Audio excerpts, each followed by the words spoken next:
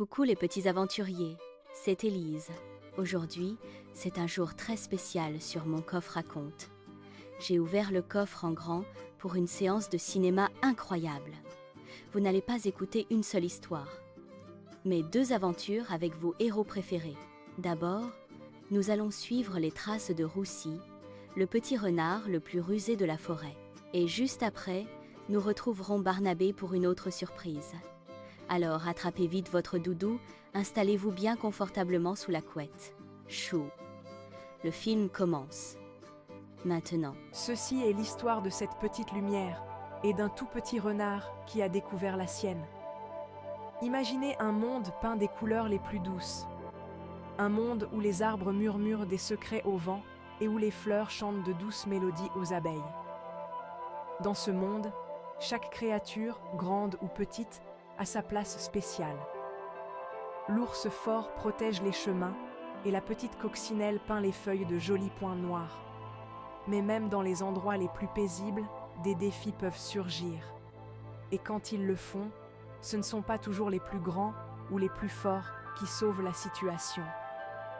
Parfois, c'est celui qui a le plus grand cœur, même si ce cœur bat très, très vite de peur. Cette histoire vous invite à écouter attentivement. Écoutez avec votre cœur. Elle vous parlera d'un petit héros qui ignorait l'être. Il pensait qu'il était trop petit, trop silencieux et bien trop effrayé. Il observait les autres animaux, si braves et si sûrs d'eux, et il souhaitait pouvoir leur ressembler. Il ne savait pas qu'au fond de sa petite poitrine velue, un courage magnifique dormait, attendant juste le bon moment pour se réveiller. C'est une histoire pour nous rappeler à tous que nous portons un peu de magie en nous. Alors, installez-vous confortablement, fermez les yeux un instant et voyageons ensemble vers une terre de mousse verte et de grands arbres. Rencontrons notre petit ami et voyons comment il trouve sa force intérieure. Découvrons qu'être courageux ne signifie pas être sans peur. Cela signifie que vous aimez les autres tellement que vous agissez, même quand vos genoux tremblent. Êtes-vous prêts? Que l'histoire commence et découvrons comment un tout petit renard avec un très grand cœur peut devenir le plus grand des héros. Dans la douce étreinte de l'aube, la forêt murmurante s'éveille, baignée par la lumière dorée d'un jour nouveau. Les arbres immenses se dressent comme d'anciens gardiens, leurs feuilles murmurant des secrets à la brise matinale. Les rayons du soleil dansent à travers la canopée, projetant des ombres joueuses sur le sol de la forêt, où la mousse perlée de rosée tapisse le sol comme une douce couette d'émeraude. Alors que la forêt s'anime, un chœur d'oiseaux matinaux emplit l'air, leur chant tissant une mélodie d'espoir et d'émerveillement. C'est un monde peint de couleurs pastel où le temps semble ralentir, vous invitant à faire une pause et à écouter les battements de cœur de la nature. Dans ce havre de paix, nous nous embarquons pour un voyage afin de découvrir pourquoi Rouhi, le petit renard timide, nourrissait tant de peur dans son cœur. Quelles ombres hantèrent ses rêves et quels murmures de doute résonnaient dans son esprit. Tandis que nous nous promenons dans ce royaume enchanté, nous allons découvrir les secrets de son cœur et le courage qui se cache à l'intérieur. Rejoignez-nous alors que nous pénétrons doucement au cœur de la forêt murmurante, où chaque bruissement de feuilles et chaque doux soupir du vent recèlent une histoire qui attend d'être racontée. Commençons ce conte de courage, de gentillesse et de la magie de croire en soi. Alors que la forêt se dorait dans la douce lumière du matin, un subtil changement commença à opérer. Loin, bien au-delà des plus hautes cimes des arbres, des nuages gris s'étiraient doucement dans le ciel, leurs bords teintés d'argent. Une brise fraîche se faufilait à travers les branches, faisant murmurer aux feuilles une nouvelle chanson, un peu inquiète. L'air était différent, chargé d'un silence que même les oiseaux semblaient ressentir. À chaque instant qui passait, la lumière devenait plus douce et les ombres s'allongeaient. Dans chaque recoin de la forêt chuchotante, les animaux s'arrêtaient, le nez frémissant, les oreilles dressées. Quelque chose allait arriver. Le vent portait un message, faisant frissonner l'herbe aux pattes de Roussi. C'était comme si toute la forêt retenait son souffle, attendant. Et dans ce silence, une seule pensée résonnait à travers les arbres. Comment la nouvelle d'une tempête approchante allait bientôt tout changer pour Rouxi et pour le monde qu'il appelait sa maison. Au cœur de la forêt chuchotante, une douce clairière s'ouvrait sous les arbres anciens. Ici, la lumière du soleil dansait en flaques dorées sur la mousse du sol. Le tout petit Roussi se tenait juste au centre, ses pattes tremblant à peine. Tout autour de lui, de grands animaux pleins d'assurance se rassemblaient, Barnaby l'ours, royal et fort. Les aigles, ailes déployées dans une brise silencieuse, les écureuils agiles, bavardant sans peur. Leur rire et leur voix remplissaient l'air, une mélodie de confiance et d'amitié. Rouxi leva les yeux, se sentant petite et timide, sa queue enroulée serrée autour de lui. Il aurait aimé être aussi audacieux que les autres, parler, se joindre à eux. Mais pour l'instant, il écoutait le doux bruissement des feuilles, le battement régulier du cœur de la forêt et le courage tranquille qui chuchotait dans sa propre poitrine. Et sous les yeux attentifs de ses amis de la forêt, Rouxi fit un tout petit pas en avant, son cœur battant d'espoir. Parce que parfois, même la plus petite voix peut porter la plus grande force. Et c'est ainsi qu'un petit renard pourrait devenir un véritable héros, simplement en écoutant son cœur. Au cœur d'une forêt vaste et paisible, un endroit connu sous le nom de forêt murmurante, vivait un petit renard nommé Rouxi. Cette forêt était vraiment magique. La lumière du soleil filtrait à travers les feuilles en rayons dorés, faisant tout scintiller. Les rivières fredonnaient de douces berceuses en coulant sur des pierres lisses et colorées. Rouxi avait un pelage de la couleur des couchers de soleil d'automne et des yeux aussi brillants que des châtaignes polies. C'était une âme douce et gentille, mais il était aussi très timide. Chaque fois qu'un autre animal le saluait d'un fort « bonjour », Rouxi rougissait jusqu'au bout de ses oreilles et se cachait derrière sa queue touffue. Rouxi aimait sa maison. Il aimait l'odeur de la terre humide après la pluie et la sensation douce de la mousse sous ses pattes. Mais par-dessus tout, il aimait rêver. D'une distance sûre, caché derrière un épais buisson, il observait les autres animaux de la forêt. Il admirait Barnaby, le grand ours brun qui pouvait déplacer des troncs d'arbres tombés d'une seule poussée de ses pattes puissantes. Il regardait les aigles qui s'envolaient, leurs ailes attrapant le vent avec une telle confiance. Il admirait même les petits écureuils qui jacassaient bravement en sautant des branches les plus hautes, ne semblant jamais avoir peur de tomber. Dans ses rêves, Rouxi n'était pas du tout timide. Il était Rouxi le brave. Il s'imaginait menant des aventures, découvrant des cascades cachées et aidant des amis dans le besoin. Dans ses rêves, sa voix était forte et claire, et il n'avait peur de rien. Il gravirait les plus hautes montagnes et traverserait les plus larges rivières à la nage. Mais quand il se réveillait, il n'était plus que le petit Rouxi timide. Il soupirait un petit soupir et souhaitait, plus que tout, que ses rêves puissent devenir réalité. Il voulait être serviable et courageux, mais sa peur était comme une lourde couverture qu'il ne pouvait pas enlever. Sa mère lui disait souvent « Rouxi, mon cher, tu as un cœur bon et doux, et c'est une grande force. » Mais Rouxi ne comprenait pas. Comment être doux pouvait-il être une force ? Il voyait la force dans les muscles de l'ours et les yeux perçants de l'aigle. Il ne voyait rien de tout cela en lui. Il ne voyait qu'un petit renard qui avait peur des bruits forts, des grandes foules et des ombres sombres qui dansaient à la lisière de la forêt quand le soleil se couchait. Il aspirait à être différent, à être quelqu'un que tout le monde admirait, un héros.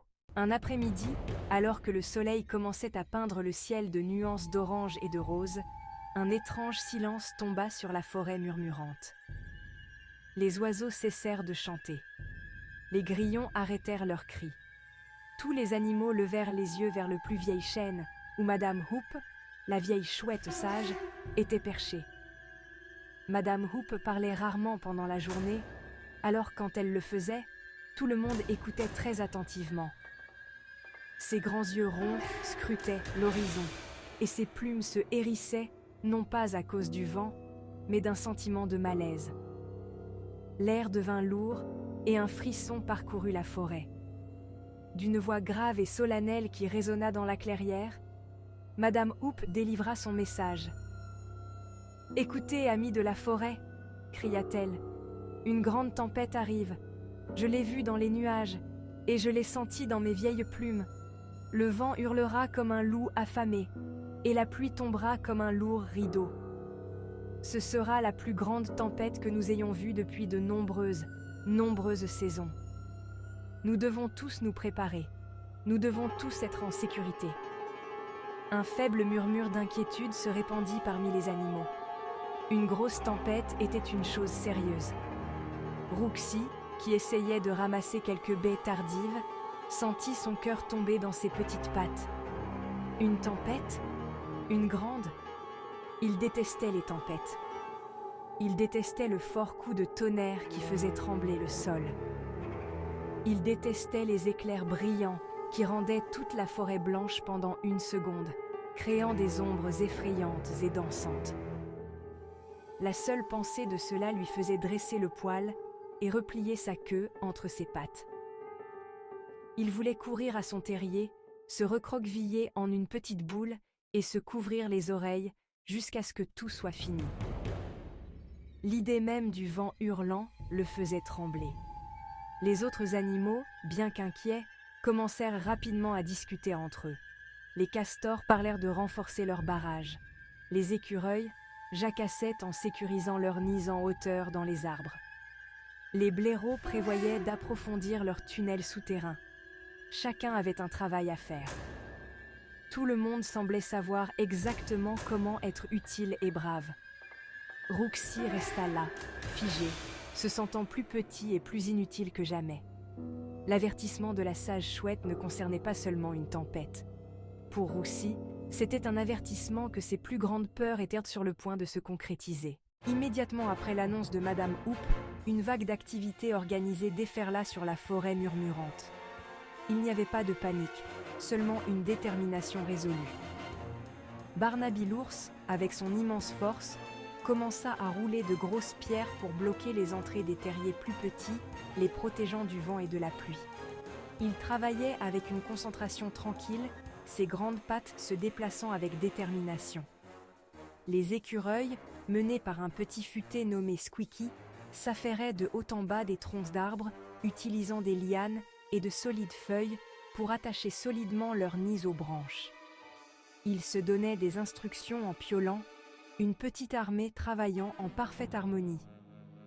Au bord de la rivière, la famille Castor était déjà au travail. Monsieur et Madame Castor, ainsi que leurs enfants, rongèrent les branches tombées, les traînant jusqu'à leur barrage. Ils remplissaient chaque petite fissure de boue et de pierre, s'assurant que leur hutte résisterait à la montée des eaux. Même les oiseaux aidaient. Les pics tapaient sur les troncs creux pour vérifier les faiblesses, et les rouges-gorges ramassèrent de la mousse sèche pour aider à isoler les maisons des mulots.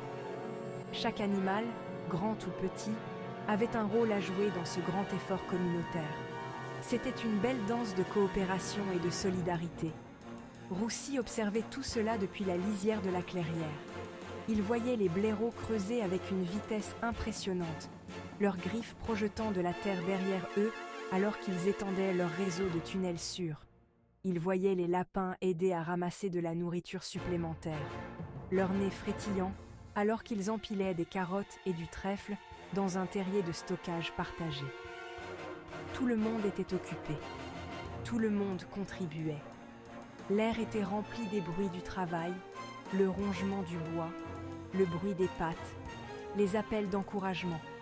C'était comme si toute la forêt était devenue une grande famille, prenant soin les uns des autres. Et au milieu de toute cette activité, Rouxi se sentait complètement perdu. Il n'était pas fort comme l'ours. Il n'était pas un bâtisseur habile comme les castors. Il ne pouvait pas voler comme les oiseaux ou grimper comme les écureuils. Que pouvait faire un petit renard timide pour aider? Ses pattes lui semblaient maladroites et son esprit vide. Il regarda son propre petit reflet dans une flaque d'eau et ne vit que sa peur. Tandis que le reste de la forêt travaillait ensemble avec courage et détermination, Rouxi avait l'impression d'être le seul à être simplement effrayé. Alors que Roussi restait figé dans le doute, sa mère le trouva. Elle s'approcha doucement de lui et enroula sa queue chaude et duveteuse autour de ses petites épaules. Elle ne lui demanda pas pourquoi il n'aidait pas, ni ne lui dit d'arrêter d'avoir peur. Elle s'assit simplement avec lui, sa présence étant une chaleur réconfortante contre le froid grandissant dans l'air. Elle sentait son petit corps trembler et elle le regarda avec des yeux remplis d'amour et de compréhension. « Qu'y a-t-il, mon petit Rouxi ?» demanda-t-elle d'une voix aussi douce que le duvet de pissenlit. « Qu'est-ce qui trouble ton cœur ?» Des larmes montèrent aux yeux de Rouxi. « J'ai peur, maman » murmura-t-il, sa voix à peine audible. « Tout le monde est si brave et fort. Barnaby déplace des rochers et les castors construisent. Et moi, je ne sais pas quoi faire. Je ne suis pas fort ou brave. Je suis juste petit et j'ai peur de la tempête. » Il enfouit son visage dans sa fourrure, honteux de sa peur. Il avait l'impression de décevoir tout le monde, d'être le seul de toute la forêt à être inutile en ce moment de besoin. Il était sûr que sa mère serait déçue de lui. Mais sa mère ne le gronda pas. Au lieu de cela, elle lui frotta doucement la tête et dit « Oh mon doux enfant, penses-tu que Barnaby n'a pas un peu peur ? Penses-tu que les écureuils ne craignent pas que leur nid tombe ? Être courageux ne signifie pas ne pas ressentir la peur, mon amour. » Elle recula un peu pour le regarder dans les yeux. « Le vrai courage, continua-t-elle doucement, c'est de ressentir cette peur, de la sentir juste dans ton ventre et de choisir de faire ce qu'il faut quand même. C'est d'aider, même quand tes pattes tremblent. C'est l'amour des autres qui te rend courageux. » Ces mots furent comme une lumière chaude et réconfortante dans l'obscurité de l'esprit de Rouxi. Il avait toujours pensé que les héros étaient sans peur, qu'ils ne ressentèrent jamais l'étreinte froide de l'anxiété qu'ils ressentaient si souvent. Mais sa mère lui disait quelque chose de différent. Le courage n'était pas l'absence de peur, mais d'agir malgré elle. « Ton cœur est bon, Rouxi, » conclut-elle. « Et un cœur bon est le plus courageux de tous. Tu n'as pas besoin de déplacer des montagnes. Trouve juste une petite chose que tu peux faire pour aider. C'est plus que suffisant. » Rouxi regarda sa mère, une minuscule flamme d'espoir vacillant en lui. Prenant à cœur les paroles de sa mère, Rouxi prit une profonde et tremblante inspiration. Il avait toujours peur, mais il était aussi déterminé à essayer. Il ne pourrait pas déplacer des rochers ou construire des barrages, mais peut-être y avait-il quelque chose de petit qu'il pouvait faire. Il regarda autour de lui, ses yeux brillants cherchant une tâche qu'un petit renard pourrait gérer. Il remarqua la famille de mulots, qui avaient du mal à transporter des bottes d'herbe sèche dans leurs petits trous. Les bottes étaient presque aussi grandes qu'eux, et ils n'arrêtaient pas de les faire tomber. C'était quelque chose qu'il pouvait aider. Timide, Rouxi trottina. « Excusez-moi » balbutia-t-il, sa voix un peu tremblante. « Puis-je vous aider avec ça ?» Les souris, surprises au début, virent la gentillesse dans ses yeux et couinèrent de soulagement. « Oh oui, s'il vous plaît, Rouxi, » dit le père souris. « Notre entrée est si petite et ces bottes sont si encombrantes. » Rouxi prit délicatement les bottes d'herbe dans sa bouche, une par une, et les poussa soigneusement dans le terrier des souris. Sa petite taille, qu'il avait toujours considérée comme une faiblesse, était parfaite pour ce travail délicat. Il put aider sans casser une seule brindille d'herbe. Après avoir aidé les souris, Rouxi se sentit un peu plus courageux. Il vit les lapins essayer de ramasser des pommes tombées, mais elles roulaient partout. Rouxi, avec son agilité de renard rapide, était excellent pour rassembler les pommes égarées avec son nez, les poussant en un tas soigné pour que les lapins les emportent. les lapins le remercièrent avec de joyeux frétillements de leurs nez. À chaque petit acte d'aide, la peur de Rouxi ne disparut pas complètement, mais elle devint plus petite. C'était comme une petite voix à l'arrière de sa tête au lieu d'un cri fort. Il se concentrait sur l'aide aux autres, et cela laissait moins de place à ses propres inquiétudes. Il a même aidé Squeaky l'écureuil, qui avait laissé tomber un précieux paquet de noix de haut dans un arbre. Les noix s'étaient éparpillées dans l'épais sous-bois. Rouxi, avec son excellent odorat, put les retrouver toutes. Il les rassembla en un tas au pied de l'arbre pour que Squeaky les récupère. Il n'était pas un grand héros déplaçant des montagnes, mais il était un aide. Il faisait partie de la grande famille de la forêt, faisant sa petite part. Et pour la première fois, il sentit une étincelle de fierté dans sa poitrine, juste à côté de la peur qui était toujours là. Alors que le ciel s'assombrissait, les premières rafales de vent commencèrent à fouetter les arbres. Des feuilles et des brindilles volèrent dans l'air, et les murmures de la forêt se transformèrent en gémissements inquiets. La tempête approchait. La plupart des animaux étaient maintenant bien à l'abri dans leur foyer fortifié. Rouxi s'apprêtait à retourner à son propre terrier, se sentant fatigué mais, vous savez, un peu fier de son travail de la journée. Mais à ce moment-là, un son désespéré déchira le hurlement du vent. C'était un faible mais frénétique. « Coin, coin, aidez-nous » Les oreilles de Rouxi se dressèrent. Il se figea, écoutant attentivement. Le cri revint, porté par une rafale de vent venant de la direction de la rivière. On aurait dit la famille de canards. Il regarda à travers les arbres oscillants et les vit. Maman Canard et ses 3 petits canetons étaient échoués sur une petite île au milieu de la rivière. L'eau, habituellement calme et douce, était maintenant un torrent déchaîné, gonflé par les premières pluies. Ils cherchèrent de la nourriture sur l'île lorsque la rivière était montée trop vite, les coupant de la sécurité de la berge. La peur saisit le cœur de Rouxi, froide et vive. Ce n'était pas une petite tâche comme ramasser des noix ou transporter de l'herbe. C'était un vrai danger. L'eau était rapide et profonde, et le vent était assez fort pour pousser un petit renard hors de ses pattes. Son premier instinct fut de courir vers son terrier chaud, vers sa mère et vers la sécurité. La partie effrayée de lui criait « C'est trop dangereux, tu es trop petit, tu ne peux rien faire !» Il fit un pas en arrière, son corps tremblant de manière incontrôlable. C'était un travail pour un grand héros, pas pour lui. Mais ensuite, il entendit les petits piaillements effrayés des canetons. Il semblait si petit et impuissant. Il regarda Maman Canard, essayant de protéger ses bébés avec ses ailes, son propre corps tremblant. Il pensa aux mots de sa propre mère. Le vrai courage, c'est d'aider, même quand tes pattes tremblent. Il regarda la famille terrifiée, puis il regarda ses propres pattes tremblantes. Sa peur était immense, mais l'image de ces petits canetons, froids et effrayés, alluma quelque chose de plus fort en lui. Il ne pouvait pas simplement les laisser là. Il devait essayer. Avec une nouvelle résolution, bien que tremblante, Rouxi s'éloigna de son terrier et courut, non pas loin du danger, mais vers l'aide. Il savait qu'il ne pouvait pas sauver les canards seuls. Il avait besoin des autres animaux. Il courut d'abord vers la hutte des castors, ses pattes glissant sur le sol mouillé. « Monsieur Castor, Madame Castor !» cria-t-il, sa voix étonnamment forte et claire malgré le vent.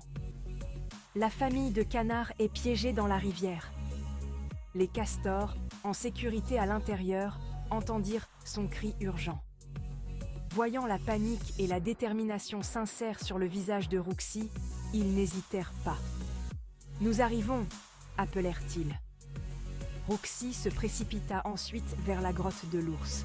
« Barnaby, Barnaby, nous avons besoin de toi !» cria-t-il. Le grand ours émergea, clignant des yeux contre le vent.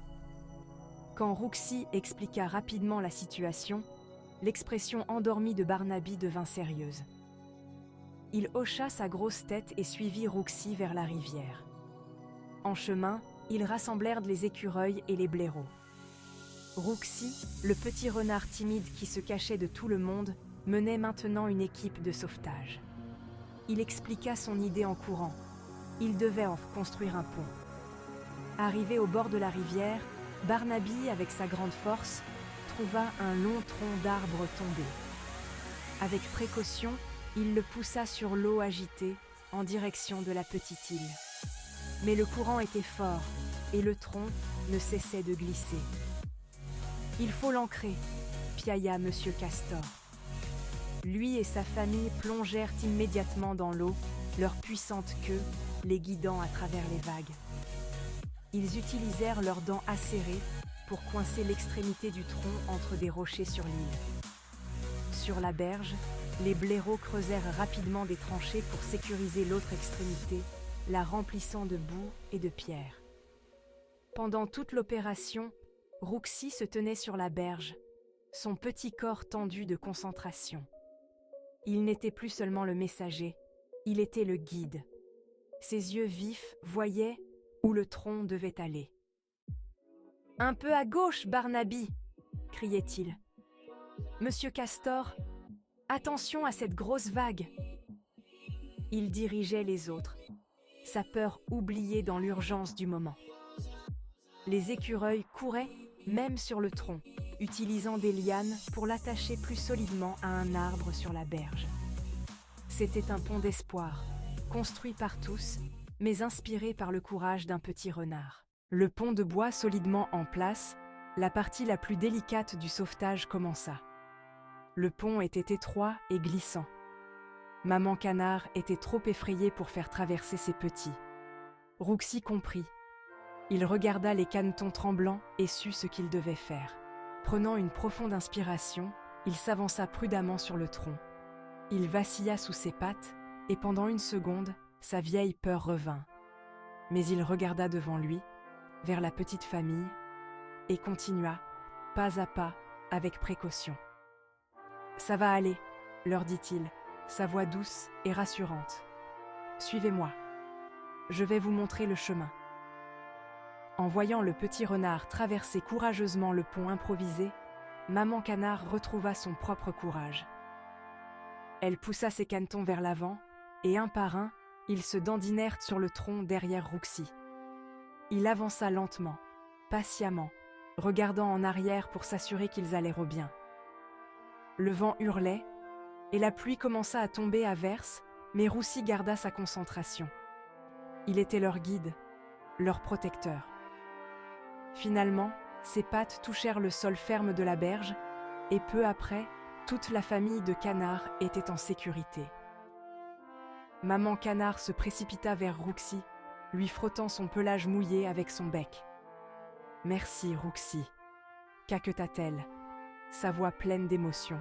« Tu nous as sauvés.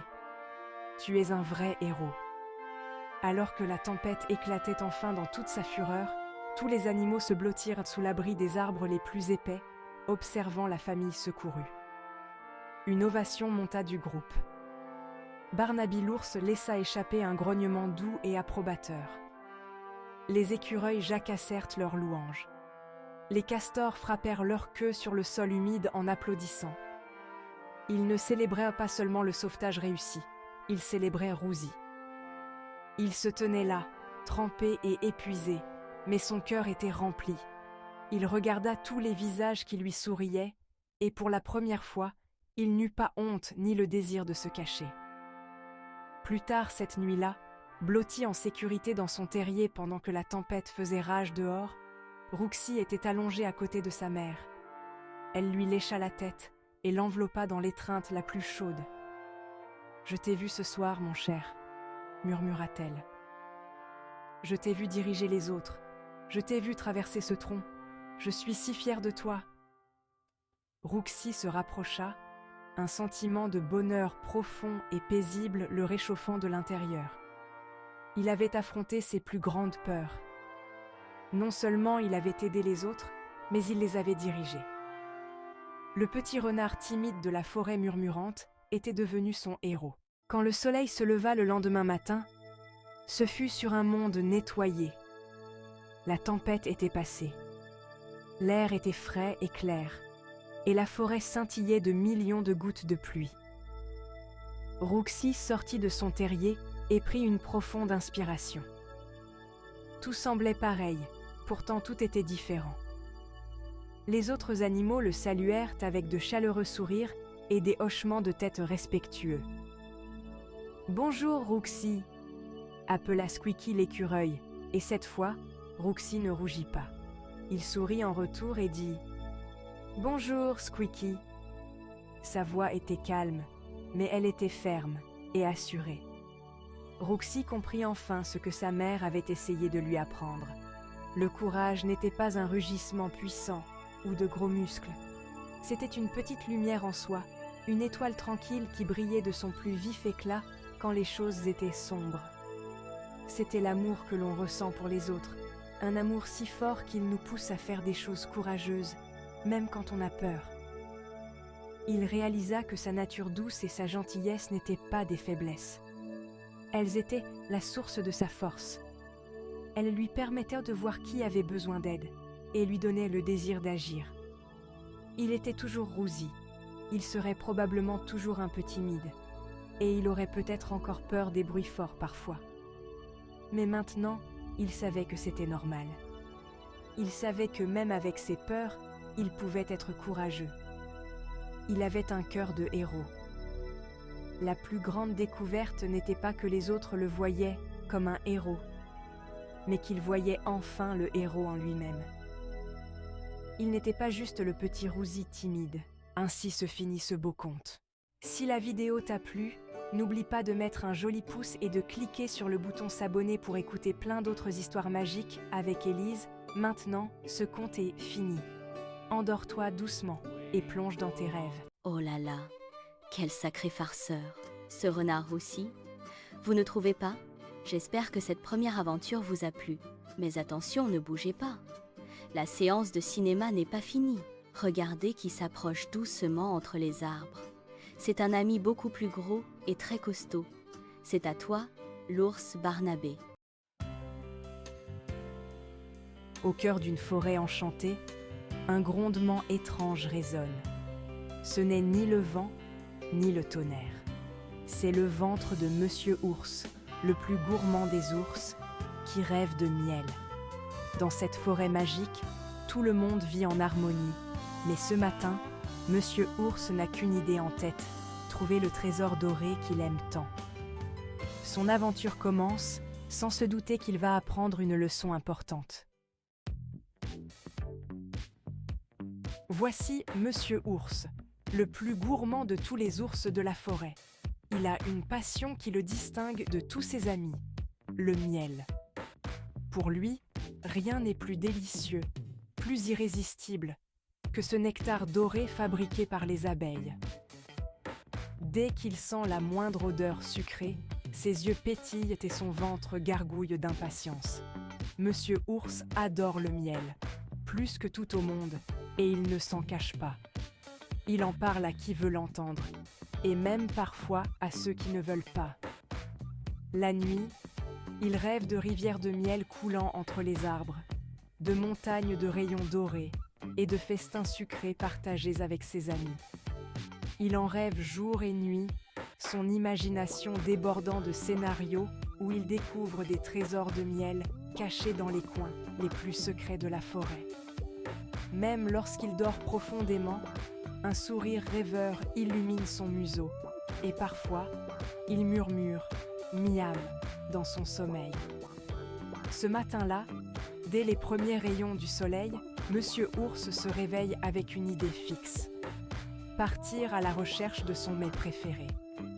Il traverse la forêt verdoyante, le pas décidé, le nez en l'air, guidé par son odorat exceptionnel. Sur son chemin, il croise des buissons de mûres juteuses et de framboises rouges, mais il ne s'arrête même pas. Rien ne peut le détourner de sa quête du miel, pas même les fruits les plus savoureux de la forêt. Mais il faut le dire, Monsieur Ours n'est pas très patient.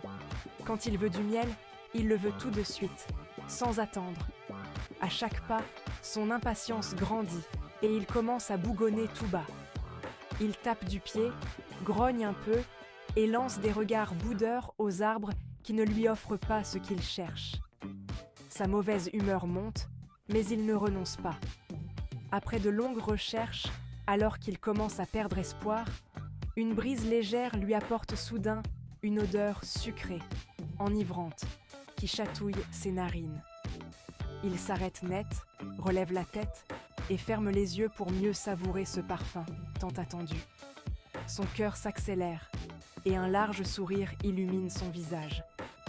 Il ouvre les yeux et, là, juste au-dessus de lui, il découvre une ruche dorée, suspendue à une grosse branche d'un vieux chêne majestueux.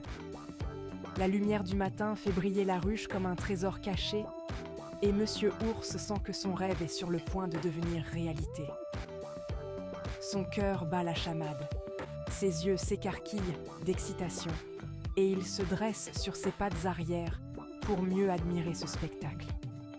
Le miel est là, tout prêt, à portée de patte. Il sent déjà le goût sucré sur sa langue, et il ne tient plus en place. Mais soudain, il remarque qu'il n'est pas seul. Autour de la ruche, des abeilles bourdonnent, veillant jalousement sur leur précieux trésor. Monsieur Ours sait qu'il va devoir faire preuve de ruse et de courage s'il veut goûter au miel sans se faire piquer. L'aventure s'annonce plus compliquée que prévu. Mais pour Monsieur Ours, chaque défi est une nouvelle aventure. La forêt semble soudain plus mystérieuse, baignée d'une lumière magique. Qui sait ce qui l'attend ? Une chose est sûre, l'aventure ne fait que commencer, et notre gourmand héros est prêt à tout pour obtenir sa récompense sucrée. La ruche, précieuse et bourdonnante, attire Monsieur Ours qui s'apprête à grimper. Mais une petite abeille, Zélie, s'interpose courageusement. Zélie. Bzzz. Monsieur l'ours, ce miel est notre nourriture pour l'hiver. Nous ne pouvons pas tout vous donner. Monsieur Ours. Le miel, c'est pour tout le monde. Zélie ne recule pas, déterminée à protéger sa famille. Monsieur Ours, agacé, veut passer en force. Mais la petite abeille n'a pas dit son dernier mot. Zélie explique fermement que la vraie loi de la forêt, c'est le respect. Zélie. Si vous demandez poliment, peut-être que la reine acceptera de partager un peu de miel. Mais pas tout et pas sans permission. Monsieur Ours. Je suis un ours. Quand un ours veut du miel, il le prend. Zélie. Nous défendrons notre maison si vous insistez. Monsieur Ours, furieux, oublie toute politesse. Il se jette sur l'arbre, prêt à tout pour le miel. Mais la ruche n'est pas sans défense. Par une belle matinée ensoleillée, Monsieur Ours, d'habitude si paisible, est envahi par une colère soudaine. Son ventre gargouille, il rêve de miel sucré, mais la ruche tant convoitée est perchée bien haut, hors de portée. Aveuglé par la frustration, il décide de grimper, ses grosses pattes s'agrippant maladroitement à l'écorce. Il grogne, déterminé à atteindre ce trésor doré, sans se soucier des conséquences. Mais la ruche n'est pas sans défense. Zélie, la plus courageuse des abeilles, s'élance et pique Monsieur Ours en plein sur le nez. Surpris et vexé, il pousse un cri de douleur. Au lieu de se calmer, sa colère grandit encore, comme un orage qui gronde. Fou de rage, Monsieur Ours lève sa grosse patte et frappe la ruche d'un coup puissant. La ruche vacille, les abeilles bourdonnent, mais il ne s'arrête pas. Il frappe encore, persuadé que le miel lui appartient. Mais la nature a ses limites. La branche, fatiguée par tant de violence, finit par céder. Dans un craquement sec, la ruche s'écrase au sol, éclatant et répandant le miel partout. Monsieur Ours glisse et tombe, se retrouvant assis au milieu du désastre, couvert de miel collant. Un silence pesant s'installe, comme si la forêt retenait son souffle. Puis, soudain, un bourdonnement furieux s'élève. Toute la colonie d'abeilles sort de la ruche, leurs ailes vibrant d'indignation.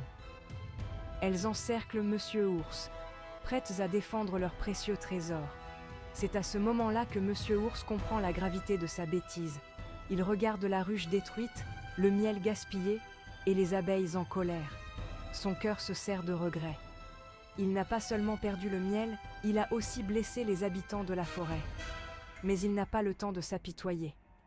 Les abeilles, en colère, foncent sur lui, prêtes à lui donner une leçon qu'il n'oubliera pas de sitôt. Monsieur Ours se relève en hâte, le regard affolé, et s'élance à travers la forêt. Sa colère s'est envolée, remplacée par une panique totale. Il court, bousculant les buissons, suppliant les abeilles de le laisser tranquille. Mais la leçon est claire. La colère aveugle peut tout détruire, même les plus doux des rêves. Monsieur Ours s'enfuit, poursuivi par un nuage d'abeilles en colère.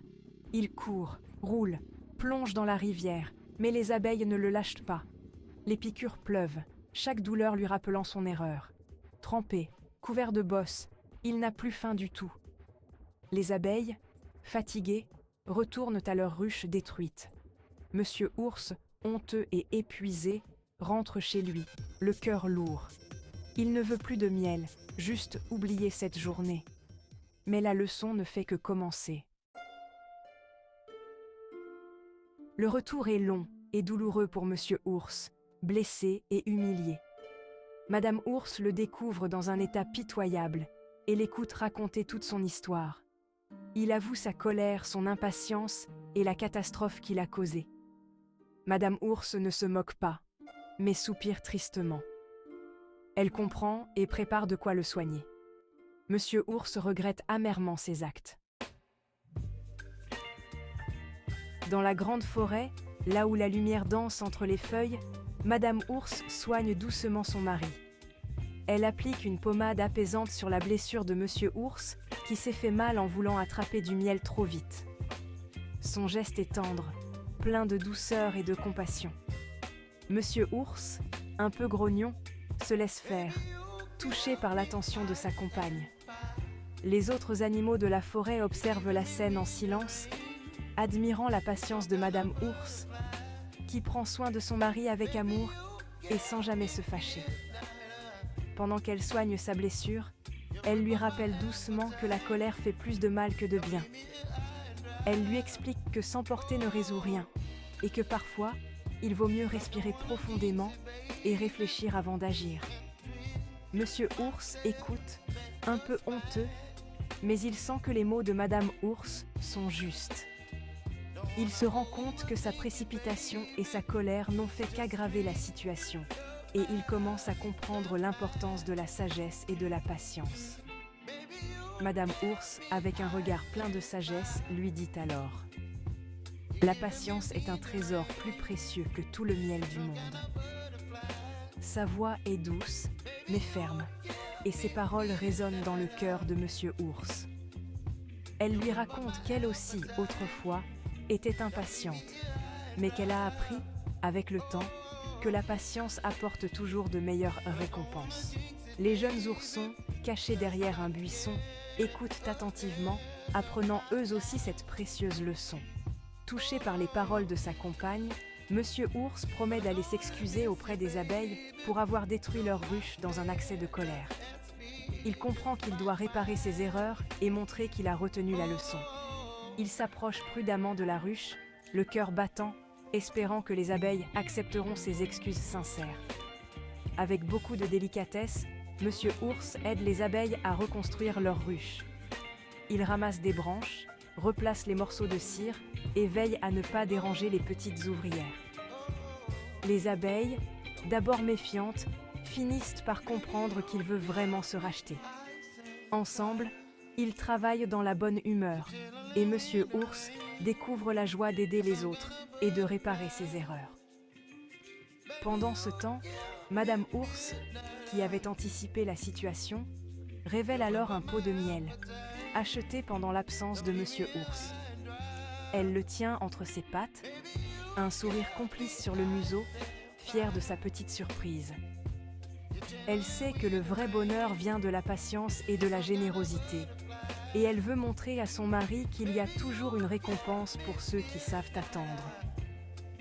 Madame Ours regarde tendrement son mari et lui dit, malicieusement, « Si tu avais été patient, tu aurais eu du miel sans histoire. » Monsieur Ours comprend alors que la précipitation ne mène à rien de bon, et que la patience est souvent récompensée de la plus douce des manières.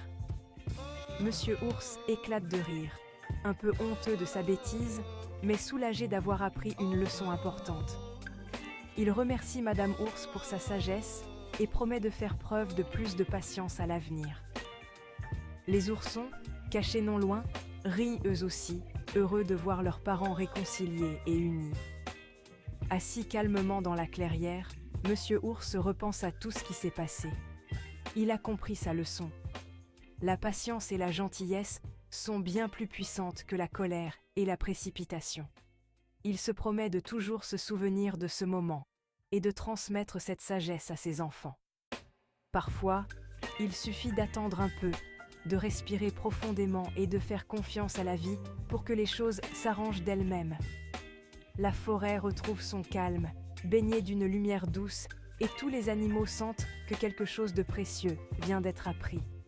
Car dans la vie, il arrive souvent que ce qu'on désire le plus arrive au moment où on s'y attend le moins, à condition de savoir patienter. Et c'est ainsi que Monsieur Ours, grâce à la sagesse de Madame Ours, savoure enfin son miel, entouré de ceux qu'il aime, le cœur léger et l'esprit apaisé. Le lendemain, Monsieur Ours va s'excuser auprès des abeilles, leur offre de l'aide et partage son miel. Les abeilles, touchées, lui pardonnent et deviennent ses amis. Monsieur Ours reste gourmand, mais apprend à être patient et respectueux. Désormais, il demande poliment et les abeilles partagent volontiers.